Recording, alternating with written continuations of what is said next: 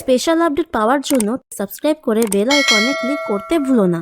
ছুটি অভিকে স্টাডি রুমে যেতে বারণ করলে অভি স্টাডি রুমে চলে যায়। এদিকে রোমা ইন্দ্রর সাথে দেখা করতে এসে বলে, কি হয়েছে, আপনার ব্যাপারটা কি? ইন্দ্র বলে, আপনি আপনার দাদার সাথে আশ্রয় বাড়িতে গিয়েছিলেন ওদেরকে বাড়ি থেকে বের করে দেওয়ার জন্য। রোমা মিথ্যে করে বলে, না না, আশ্রয় বাড়ি তো আমরা বাঁচাতে গিয়েছিলাম, আমি দাদাকে বলেছিলাম তো। কিন্তু ইন্দ্র রোমার কথা বিশ্বাস করতে চায় না। রোমাকে বলে, আপনি মানুষ খুন করেছেন। রোমা বলে, আপনি কি আমাকে খুন করতে দেখেছেন, তার পাশে বসে থাকতে দেখেছেন? তবুও ইন্দ্র রোমার কথা বিশ্বাস করতে চায় না।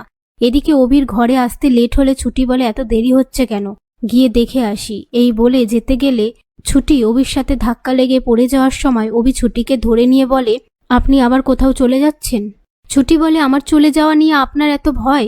অভি বলে, আপনি তো কন্ট্রাক্ট সাইন করেছেন, তাই যা কিছু হবে সব কিছুই একসাথে হ্যান্ডেল করতে হবে, এর জন্যই বললাম। এই নিয়ে তারা কথা বলতে থাকে। এদিকে রোমা ইন্দ্রকে ভালোবাসি বললেও ইন্দ্র বিশ্বাস করতে চায় না আর বলে, আমি আপনার সাথে সব সম্পর্ক ভাঙলাম, আপনি এখান থেকে চলে যান।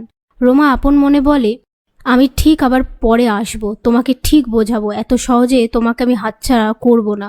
এদিকে অভি ছুটি দুজনেই শুয়ে পড়লে অভি আলমারি থেকে এক গাদা বালিশ এনে সাইড দিয়ে পাঁচিল দিয়ে দেয়। সেটা দেখে ছুটি বলে, মধ্যিখান দিয়ে পাঁচিল দিলেন, এবার তো আমাকে ফোনের চার্জার আনতে একটা ছিপ লাগবে।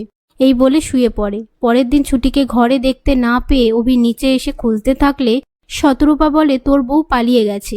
এ কথা শুনে অভি চিন্তায় পড়ে গেলে সেই মুহূর্তে ছুটি এসে বলে, কি হলো, আমি তো পুজো দিচ্ছিলাম। তারপর স্বর্ণলতা ঈশাকে বলে, ওদের মধ্যে নিশ্চয়ই ঝামেলা হয়েছে। এ কথাটা শুনতে পেয়ে অভি ছুটির সাথে সবার সামনে রোম্যান্টিকভাবে নাচ গান করতে থাকে।